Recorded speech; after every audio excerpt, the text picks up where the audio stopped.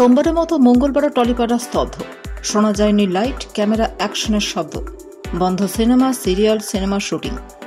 টলিউডের এই অচলাবস্থায় ইতি টানতে মঙ্গলবার নবান্নে পৌঁছে গেলেন প্রসেনজিৎ চট্টোপাধ্যায়, দেব, গৌতম ঘোষ। মুখ্যমন্ত্রী মমতা বন্দ্যোপাধ্যায়ের সঙ্গে বিশেষ বৈঠকে বসলেন তারা। বৈঠক শেষে টুইট করলেন দেবের সে টুইটে আশার আলো দেখছে গোটা টলিপাড়া।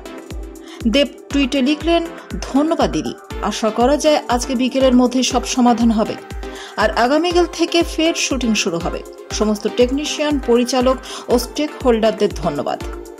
প্রসঙ্গত মঙ্গলবারও কর্মবিরতি চলছে বলে জানিয়েছেন পরিচালক ও প্রযোজকরা। ফেডারেশনের সঙ্গে সমস্যা মেটাতে সোমবার দুপুরে প্রসেনজিৎ চট্টোপাধ্যায়ের বাড়িতে এক দফা বৈঠক হয় পরিচালক ও প্রযোজকদের। তারপরই পাল্টা সংবাদ সম্মেলনে পরিচালকদেরই কাঠগড়ায় তোলে ফেডারেশন। সংগঠনের তরফে সাফ জানিয়ে দেওয়া হয়, ষড়যন্ত্র করে শুটিং বন্ধ রাখা হয়েছে, কলাকুশলীরা কাজ বন্ধ করেনি। এই প্রেক্ষাপটে সোমবার রাত 9:30 নাগাদ সাংবাদিক বৈঠক করে পরিচালকরা নিরপেক্ষ তৃতীয় পক্ষের হস্তক্ষেপ দাবি করেছেন। জানিয়ে দেওয়া হয়, তারা কাজ বন্ধের পক্ষে নয়, তারা কাজ বন্ধ করেননি, চাপ দিয়ে কাজ বন্ধ করানো হয়েছে। এই প্রশ্নের জবাব দিয়েছেন অঞ্জন দত্ত।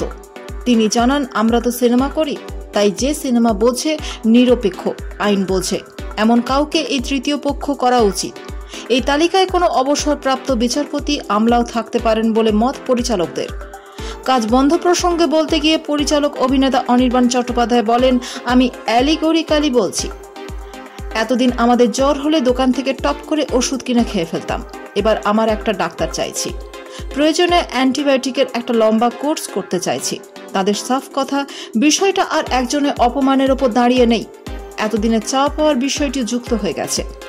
কাজ বন্ধ রাখা প্রসঙ্গে মুখ্যমন্ত্রী মমতা বন্দ্যোপাধ্যায়ের মন্তব্যের উল্লেখ করেছিল ফেডারেশন। এদিন সেই প্রসঙ্গে টেনে পরিচালক রাজ চক্রবর্তী বলেন, আমরা কাজ বন্ধ রাখছি না, আমরা কাজ বন্ধ করিনি। এখন মুখ্যমন্ত্রীর কথা উল্লেখ করে আমরা কাজ বন্ধ রাখছি বোঝানো হলে তা সম্পূর্ণ ভুল হবে। আমাদের ফ্লোরে না ঢুকে কাজ বন্ধ করানো হয়েছে।